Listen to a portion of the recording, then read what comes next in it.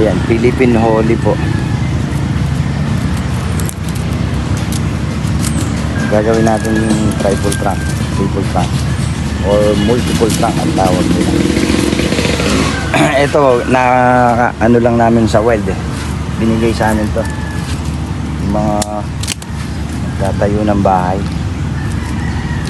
parang nirescue namin. So,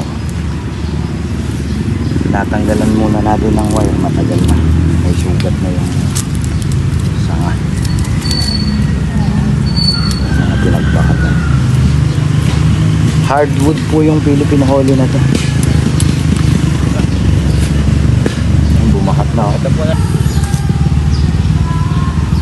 Ito may first branch na.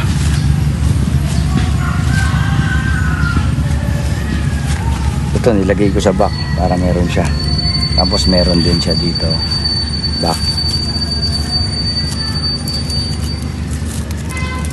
Tanggalan muna natin ng wire kasi bumakat na siya, para pag mga ilang buwan na naman pagbalik namin mag-iilog na siya. Minsan mas maganda kung bihira mo makita yung mga alaga mong bonsai, lalo na kung hindi pa sila tapos, lalo lang silang gaganda, nagwo-wild sila, tumataba yung sanga. Ito bumakat na oh, dahil matagal kaming hindi nakaakyat, kapasyal dito sa garden.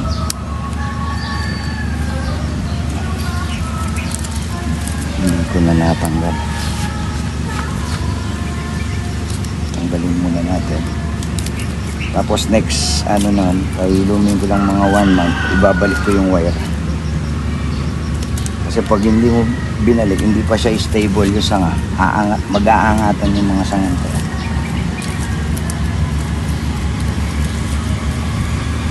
Para lang makahinga yung puno.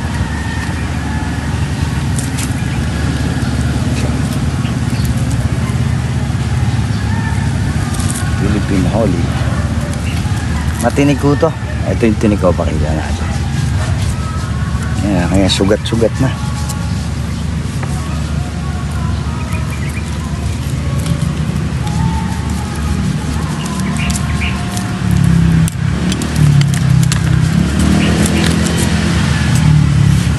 Ito yung mga bonsai na bibihira mong makita kasi karamihan sa binobonsai nila ay argaw, tugas, hibiscus.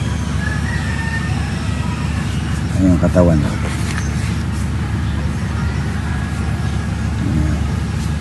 Bali ito pinapalaki ko na lang yung, pinapataba ko na lang yung sanga para maging proportion siya. Ito ang taba na nito kesa dun sa dati niya. Payat lang kasi dati niya ngayon.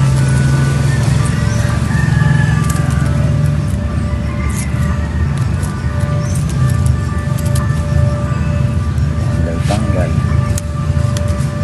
Pero pag tinanggalan mo ng tinik to, nawawala na, hindi na bumabalik. Yung mga bagong sibol na lang, para siyang bougainvillea. Pag tinanggalan mo na ng tinik, gumulang na, nawawala. Pagtatanggal pa lang ng wire, matrabaho na.